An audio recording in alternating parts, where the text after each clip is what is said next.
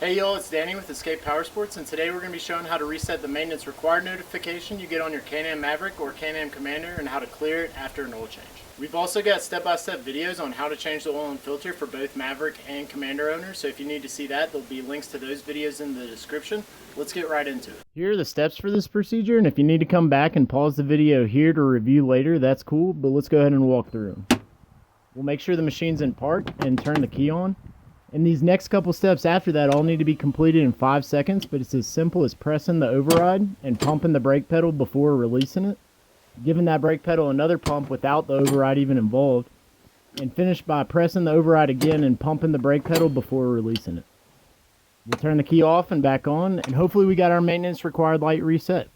Alright, here's try number 2. I don't think we did it fast enough the first time. Let's see if we can be a little quicker. We're in park.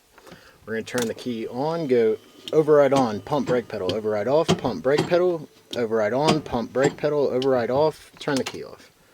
Let's flip it back on and see if we reset it.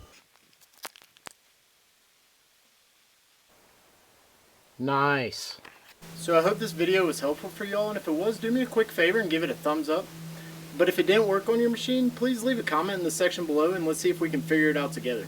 I'm Danny with Escape Powersports. I want to thank y'all for watching, and until next time, we'll see y'all on the trails.